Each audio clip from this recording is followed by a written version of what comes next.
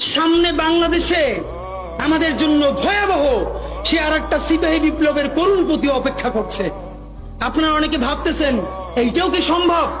জামাতের ভাইয়েরা অনেকে বুঝে না, বলে কি করে সম্ভব? মনে করাই দেই, শহীদ নিজামী মুজাহিদ সাহেবেরা মন্ত্রী হিসাবে সর্বশেষ যখন সম্ভবত 2006 বা 2007 মন্ত্রী ছিলেন, বলেন তো তার কয় বছর পর তাদেরকে ফাঁসি দেওয়া হইল?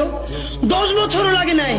রানিং ফুল মন্ত্রী ছিল, লক্ষ লক্ষ মানুষ তাদের সাথে ছিল, তাদের মন্ত্রণালয়ে একটা পয়সার দুর্নীতি বের করতে পারে নাই। 10 বছরের মধ্যে মন্ত্রিত্বের পর তাদেরকে ফাঁসি দেওয়া শুধু হয় নাই, তাদের সন্তানরা তাদের জানাজাটা পর্যন্ত পড়তে পারে নাই। সংখ্যা দিয়ে হয় না ভাই, কোটি কোটি মানুষ দিয়ে সবকিছু হয় না।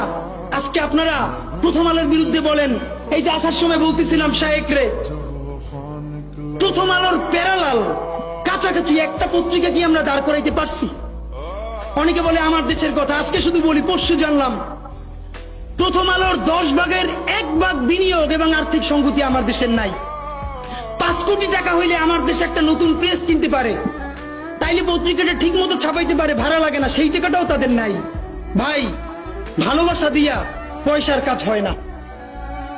50,000 টাকা যে এই লোকটার স্যালারি, এই কাজ যদি 20,000 টাকা দিয়ে করাইতে চান, কোনদিন 50,000 টাকা রিপোর্ট এবং স্কিল আপনি পাবেন না।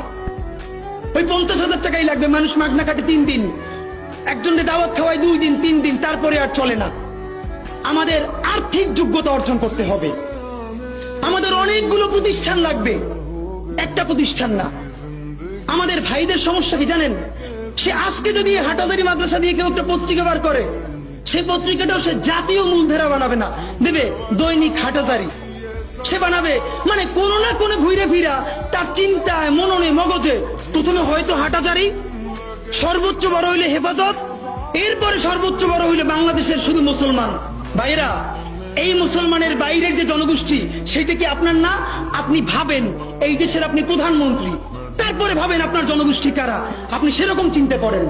সুতরাং আমি কথায় অনেক ভুল ভ্রান্তি বলতে পারি, কিন্তু বিশ্বাস করেন আমার কলিজা চিল্লেও আপনারা শুধু যেটা পাবেন সেটা হইল আমি চক্ষু বন্ধ করে দেখতে পাই। আমরা যদি যোগ্যতা নিয়ে 5-10 বছরের মধ্যে দাঁড়াইতে না পারি, এই ভিডিও, এই ছবি, এই শহীদ পরিবার, এই আহত, এদের জীবন তো শেষ। এদের পরবর্তী জেনারেশনকে পর্যন্ত কি ভয়ানক গণহত্যার শিকার হইতে হবে আমরা চিন্তাও করতে পারতেছি না।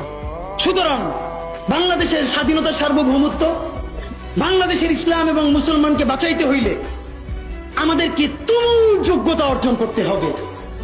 এই মাদ্রাসা শিক্ষিত জনগোষ্ঠীর মধ্যে হাজার হাজার ছেলে লাগবে যারা সিএনএ